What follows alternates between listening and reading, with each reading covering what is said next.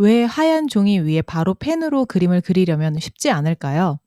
이걸 어디서부터 그려야 되나, 괜히 시작했다가 망하면 어떡하지? 이런 생각들. 제가 그림을 처음 시작했을 때 자주 했던 생각들이에요.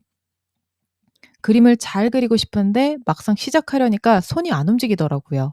그럴 때마다 이걸 먼저 했더니 흰 종이에 대한 두려움이 사라지게 됐어요. 그 루틴을 지금부터 알려드릴게요. 딱 5분만 저와 함께 하시고 자신감으로 가득 찬 선들로 그림을 그려보세요. 허리를 펴고 최대한 편안한 자세를 유지해 주시면 돼요. 오늘은 긴 선, 짧은 선, 그리고 나무를 그릴 때 유용한 꼬불꼬불한 선도 이어서 해볼게요. 사용한 종이는 일반 복사용지로 A4 사이즈 80g을 사용했습니다. 펜은 스테들러 피그먼트 펜 0.5를 사용했어요. 우선 종이는 오른손으로 그릴 경우 내 오른쪽 어깨와 같은 위치에 놓습니다. 왜냐하면 선을 그을 때 편안한 자세에서 그려야 무리가 가지 않고요. 어느 정도 가동 범위가 나와야 되기 때문이에요. 특히 긴 선을 그을 때는 최대한 어깨를 사용한다고 생각하셔야 돼요. 손목만 사용하면서 긋게 되면 움직일 수 있는 가동 범위는 한계가 있기 때문에요. 선이 끊어지는 부분에서 끝이 휘거나 어색하게 끊기다가 이어지게 될 수도 있어요.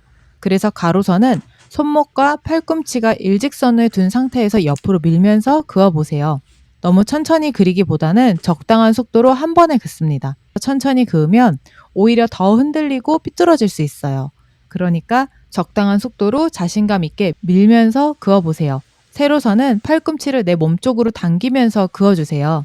마찬가지로 손목과 팔꿈치는 일직선으로 둔 상태에서 아래로 당기듯 긋습니다.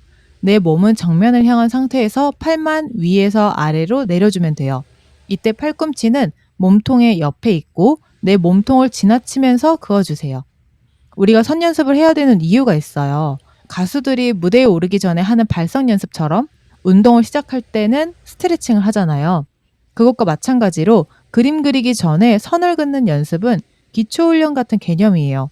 무시하고 넘어갈 수 있지만 무시할 수 없는 기본 영역인 거죠. 이번에도 길게 그을 건데요. 중간에 살짝 펜을 종이에서 띄우는 거예요. 말 그대로 가로선을 옆으로 밀듯이 긋는 중간에 펜을 종이에서 자연스럽게 띄웠다가 다시 내립니다. 이때 중간에 멈췄다가 다시 선을 긋는 것이 아니라 긋는 속도를 일정하게 그으시면 돼요. 일정하게 그으면서 잠깐 펜을 종이에서 뗐다가 다시 이어서 긋는 거예요. 그러면 자연스럽게 끝이 뾰족해지는 것을 볼 수 있어요. 가로선, 세로선을 똑같이 해주시면 돼요. 선 연습은 하루에 몰아서 하기보다는 하루에 5분씩 매일 해보세요. 하루에 5분만 한다고 해서 이게 실력이 늘까 하는 의문을 가지실 수 있어요. 예를 들어 볼게요.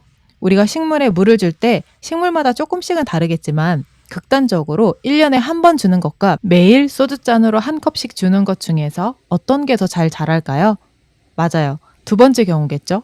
그림도 마찬가지예요. 우리는 어느 날 갑자기 그림을 그리고 싶다는 생각이 문득 들어서 펜을 들고 두세 시간씩 막 그림을 그려요. 그리고 또 일주일이나 한 달을 손을 놓고 있다가 어느 날 갑자기 그리죠. 이렇게 그리면 절대로 그림이 늘 수가 없어요. 매일 꾸준히 해야 그림 실력이 쌓입니다. 매일 30분씩 그림을 그리는 거 생각보다 어려워요. 하지만 하루 5분은 충분히 하실 수 있겠죠.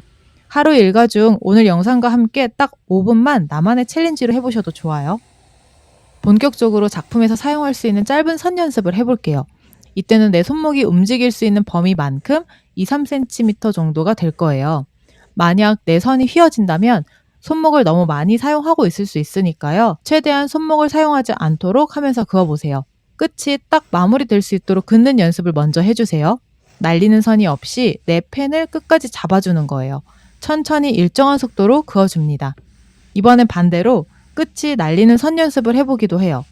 날리는 선은 약간 빠르게 그어주시면 돼요. 꼭 깔끔하게 하지 않아도 괜찮아요. 똑같이 세로선도 짧은 선도 그어볼게요. 이번엔 간격을 조금 넓혀서 그어보기도 하고 좁혀서 그어보기도 합니다. 펜드로잉에서는 이 간격 조절로 명암 표현을 하죠. 밝은 부분을 표현할 때는 간격을 넓혀서 선을 그어주고요.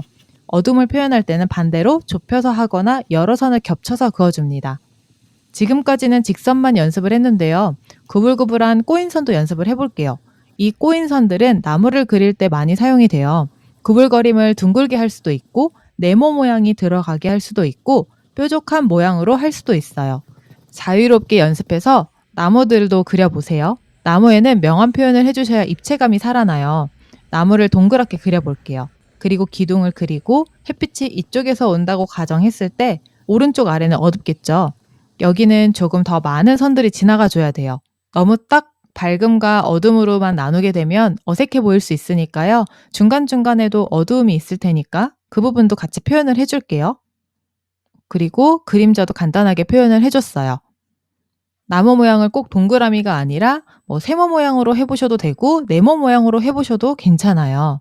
어떤 거든 딱 정해진 게 없고 내가 이렇게 표현하고 싶다라는 게 있으면 그렇게 표현을 해보셔도 좋아요. 오늘 이렇게 긴 선, 짧은 선, 겹쳐지는 선, 그리고 나무를 그릴 때 유용하게 사용할 수 있는 구불구불한 선까지 해봤는데요. 도움이 되셨으면 좋겠어요. 혹시 오늘 알려드린 것 중에 어려웠던 부분이 어떤 거였는지 댓글에 남겨주시면 제가 다음에 조금 더 자세하게 설명을 드릴게요. 그리고 고정 댓글 링크에 그림 초보가 하면 안 되는 습관에 대한 영상도 있으니까요. 아직 못 보신 분들은 아래 링크 가셔서 시청하신다면 더욱 도움이 되실 거예요. 영상 끝까지 봐주셔서 감사하고요. 오늘도 그림 같은 하루 보내세요.